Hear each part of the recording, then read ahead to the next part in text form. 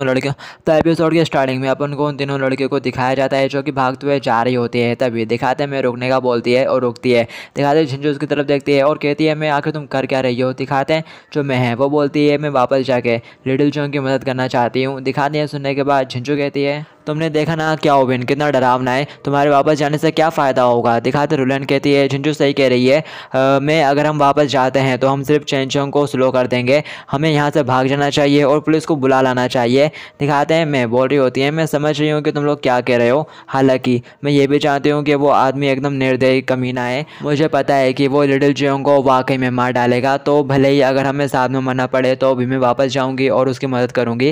दिखाते हैं उसकी बात सुनने के बाद जो झुंझू है वो कहती है मैं अपनी हार मानती हूँ, तुम ही वो हो जो चेन चोंग को वाकई में पसंद करती है और अब जबकि तुम वापस जाने की हिम्मत कर रही हो तो मैं भी तुम्हारे साथ चलूँगी। रुलैन कहती है मुझे भी काउंट कर लो, मैं भी तुम्हारे साथ चलूँगी, आखिर में तुम लोगों की सीनियर हो तो मैं ऐसे समय में कैसे भाग सकती हूँ, और मुझे बताओ हमें क्या करना चाहिए। और फिर दिखाते हैं मैं अपने सॉक्स उतारने लगती है। दिखाती है देख के वो दोनों ही कह रही होती है मैं से मैं आखिर तुम ये क्या कर रही हो। दिखाते हैं मैं अपना सॉक्स हाथ में पकड़ लेती है मोजा और कह रही होती है मैं इसका यूज़ करते हुए चेन चोंग की मदद करूँगी। और फिर इसके बाद हमें चेन चोंग को दिखाया जाता है जो कि डैमेज हालत में बिन के सामने होता है। बिन उनसे कह रहा होता है ब्रेड, अब जबकि तुमने मेरे लिए बॉम्ब को डिलीवर किया था तो मैं तुम्हारी इच्छा को पूरा करूंगा, मैं तुम्हें पहले मारूंगा और फिर उनके पीछे जाऊंगा, और तुम चिंता मत करो उनमें से कोई भी नहीं बच पाएगा और मैं तुमको ज़्यादा नहीं तड़पाऊंगा, जल्दी मार दूंगा, एकदम शांति से जाओ। और ऐसा कहते हुए वो नाइफ से चेन चोंग के ऊपर अटैक कर देता है। तभी दिखाते हैं एक पत्थर उड़ते हुए आता है जो कि उसके हाथ पर लगता है, जिसकी वजह से उसके हाथ से नाइफ वहीं गिर जाता है।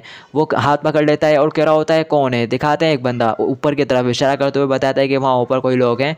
और फिर इसके बाद हमें दिखाया जाता है मैं अटैक करने के लिए रेडी होती है उनके ऊपर डबल से, और रुलैन कह रही होती है मैं एकदम अच्छे से करना, और वो कह रही होती है तुमने तो काफ़ी अच्छा काम करा है, मैं ये एकदम अमेजिंग है। और फिर यहाँ पर मेरे को दिखाया जाता है जो कि अपनी ही कैलकुलेशन लगा रही होती है, फिजिक्स लगा रही होती है कि वो अपने पत्थर को कैसे लॉन्च करे। और फिर इसके बाद हमें दिखाया जाता है जो क्या हुआ है वो अपने बंदों से कह रहा होता है जाओ और उन्हें पकड़ो। दिखाते हैं मैं उस पत्थर को फायर कर देती है क्या वो की तरफ। दिखाते हैं वो पत्थर क्या वो के पास जाता है और वहीं ज़मीन से टकरा के टूट जाता है। क्या वो बाल बाल बच जाता है और क्या वो ये देख के बहुत ज़्यादा हैरान होता है कि पत्थर इतनी बुरी तरह से टूट गया, और वो कह रहा होता है आखिर किस तरह का रोकता। और फिर इसके बाद हमें दिखाया जाता है यहाँ पर पत्थर की बारिश होने लगती है। सारे बंदे खुद को बचाने के लिए यहाँ वह भागना शुरू कर देते हैं, घबरा जाते हैं। दिखाते हैं चेन चोंग का, ये देख के मुंह खुला का खुला रह जाता है। वो कह रहा होता है ये कितना पावरफुल है, फ्यूचर में मेरे को गुस्सा दिलाना मेरे लिए बिल्कुल भी अच्छा नहीं होगा। और फिर इसके बाद हमें दिखाया जाता है मैं चलाते हुए चेन चोंग से कह रही होती है लिटिल चोंग भागो। और फिर इसके बाद हमें दिखाया जाता है कि वो अपने पास से कुछ निकालने लगता है और कह रहा होता है क्या तुम भागना चाहते हो, क्या तुम बच्चों को लगता है कि तुम मुझसे इस तरह ऐसे ही छुटकारा पा सकते हो। और ऐसा कहते हुए वो अपने पास से गन निकाल के फायर कर देता है। दिखाते हैं गोली जाके लगती है और टूट जाता है उनका जो भी बनाया रहता है उन्होंने। और फिर दिखाते हैं क्या वो कह रहा होता है आज तो तुम सभी लोग यहीं पे मरोगे। और फिर इसके बाद हमें डबल से आइलैंड का सीन दिखाया जाता है। दिखाते हैं वो बंदे आपस में बातें कर रहे होते हैं, बोलते हैं अलर्ट रहो, वो वांग तेंशिया बहुत पावरफुल है, उसने सिर्फ अपने दम पर ही हमारी 2 टीमों को निपटा दिया। दिखाते हैं दूसरा बंदा कह रहा होता है मैं वहाँ पर जाकर चेक करता हूँ। और फिर दिखाते हैं तेंशिया उनके पास पहुंच जाता है और कह रहा होता है क्या तुम लोग मुझे ढूंढ रहे हो। और ऐसा कहते हुए वो उन दोनों को अटैक करके उन दोनों को ही निपटा देता है। और फिर इसके बाद हमें दिखाया जाता है यहाँ पर एक और टीम आ रही होती है, 2 बंदे और आ रहे होते हैं, कह रहे होते हैं चलो अपन यहाँ पर भी चेक करते हैं। और फिर इसके बाद हमें दिखाया जाता है उन्हें तेंशिया नजर आ जाता है, वो कह रहा होता है वांग तेंशिया। और फिर इसके बाद हमें दिखाया जाता है तेंशिया भी रेडी हो जाता है कि तभी दिखाते पीछे कोई बंदा आता है जो कि इन दोनों को ही निपटा देता है। और फिर दिखाते तेंशिया उससे को देख के कह रहा होता है अरे तुम लोग यहाँ पर क्या कर रहे हो। दिखाते हैं फेयर बोलती है हम तो यहाँ पर ये देखने के लिए आए थे कि क्या तुम अभी भी ज़िंदा हो। हाँ तेंशिया कहता है फेयर डिंग, ये तो बहुत अच्छा है कि तुम लोग एकदम ठीक हो। क्या अबू ने तेंशिया हेडक्वार्टर में एक बम लगाया था तो तुम लोग कैसे। हाउडिंग कहता है इन सब के लिए चेन चोंग को शुक्रिया कहो, उसने हमें एक हिंट दे दिया था लेकिन बम की वजह से हमने अपने कई लोगों को खो दिया है। फेयर बोलती है इतना ही नहीं, क्या अबू ने हम पर घात लगाकर हमला किया, जब हम यहाँ पहुँच रहे थे आ रहे थे तो हम पर अटैक हुआ जिसमें हमने अपने कई भाइयों को और खो दिया और सिर्फ हम ही बचे हैं। तेंशिया कहता है मुझे उम्मीद नहीं थी कि क्या वो इतनी तैयारी कर कर आएगा, मुझे डर है कि चेन चोंग भी खतरे में होगा।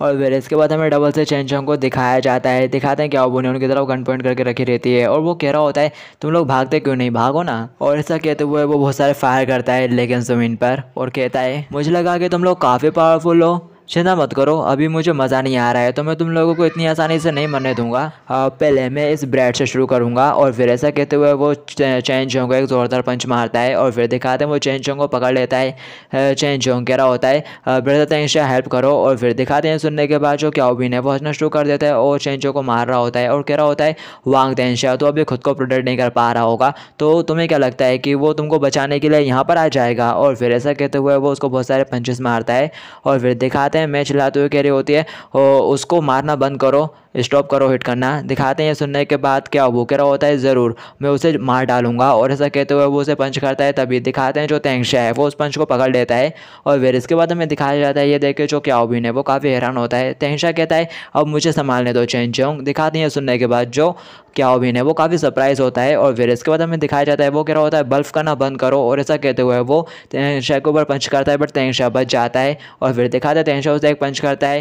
क्याओबिन सोच रहा होता है ये कैसे पॉसिबल है, मैं टॉप हैचमैन हूँ, मुझे एक हाई स्कूलर कैसे सरप्राइज कर सकता है। और फिर इसके बाद हमें दिखाया जाता है तेंगशिया के पंच की वजह से जो क्याओबिन है वो दूर उड़ता हुआ जाता है। और फिर दिखाते हैं तेंगशिया कह रहा होता है ये टाइम है अपना स्कोर सेटल करने का। और फिर ऐसा कहते हुए वो आगे बढ़ता है और क्याओबिन को पंचेस मारता है। और फिर इसके बाद हमें दिखाया जाता है क्याओबिन पंच खा के गिर पड़ता है और कह रहा होता है तुम कमीने। दिखाते हैं वो कहता है उससे आगे तुम्हारी मुझे मारने की हिम्मत कैसे हुई, क्या तुमको लगता है कि तुम वांग तेंगशिया हो। दिखाते हैं तेंगशिया कहता है आई एम सॉरी लेकिन अगर मैं तुमको बताऊंगा तो तुमको विश्वास नहीं होगा। और फिर वो मनी मन कहता है लेकिन मैं ही वांग तेंगशिया हूँ। और फिर इसके बाद हमें दिखाया जाता है तेंगशिया मुस्कुराते हुए पीछे साइड मुड़ता है और कह रहा होता है अब ये सब एंड हुआ। और फिर दिखाते हैं जो मैं है वो भागते हुए जाती है और तेंगशिया को गले लगा लेती है और कह रही होती है लिटिल जियोंग यह काफ़ी अच्छा है कि तुम एकदम ठीक हो, तुम बेवकूफ़। और फिर इसके बाद हमें दिखाया जाता है जो मैं है वो उससे कह रही होती है तो अब हम क्या करें लिटिल जियोंग, क्या करने वाले हैं।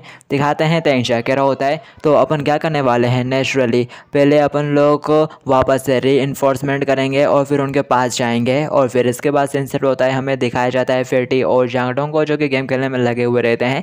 दिखाते हैं फेटी बोल रहा होता है Dong national college entrance exam 2 महीने में होने वाले हैं, कि हम वाकई में क्लास में नहीं जा रहे हैं। डोंग कहता है मेरे पास तो पहले से अच्छे ग्रेड है तो मैं बिल्कुल गेम खेलूँगा।